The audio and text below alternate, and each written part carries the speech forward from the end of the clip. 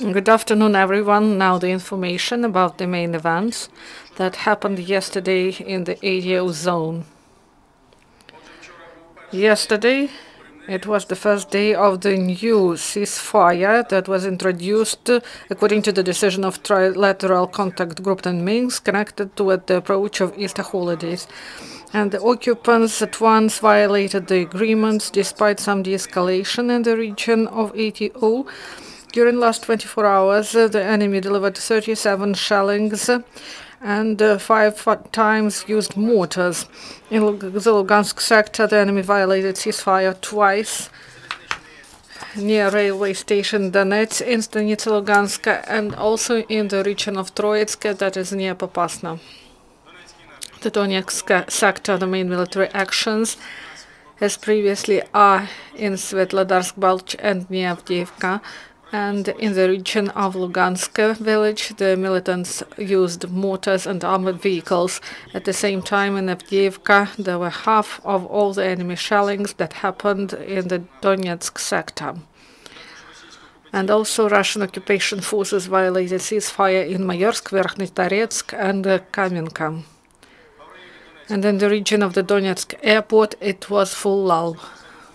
During the last 24 hours in the Donetsk sector, the enemy violated ceasefire 13 times, including 3 times with the use of heavy weapons. The Mariupol sector, despite significant de-escalation of the situation, the main regions of the military actions remain the same. About 2/3 of enemy shellings are in Pavlo-Pilsherokina part of front line. And we should state that for the first time in many months, the occupants didn't use heavy weapons. 1 mortar shelling delivered by the militants was in Krasnogorivka and 1 in Berezovo, but they were short-term shellings. Donetsk police continued to record damage in Krasnogorivka. Law enforcement documented the damage of 7 private houses. On the whole, during the last 24 hours in the Mariupol sector, there were 22 enemy shellings, including 2 with the use of heavy weapons. During the last 24 hours, in the result of the military actions, no Ukrainian serviceman was killed, but 4 servicemen were wounded.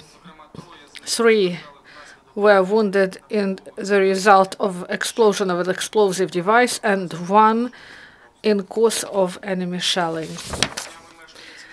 These days, the resident of Marienka was blown up by a wire trap.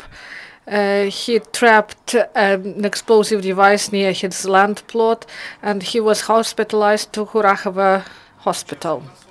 In Sumshina, SBU officers, together with border guard officers, detained a member of Kalmius militant group of DPR.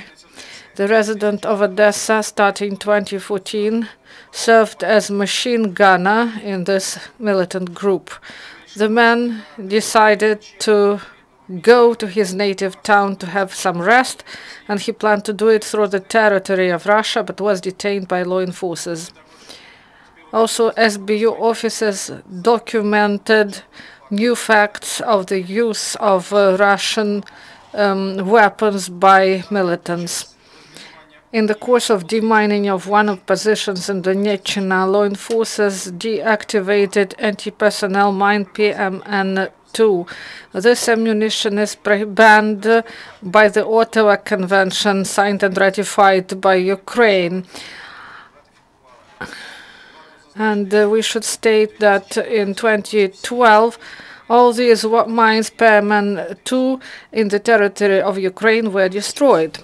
At the same time, Russian Federation is not a party to this international document.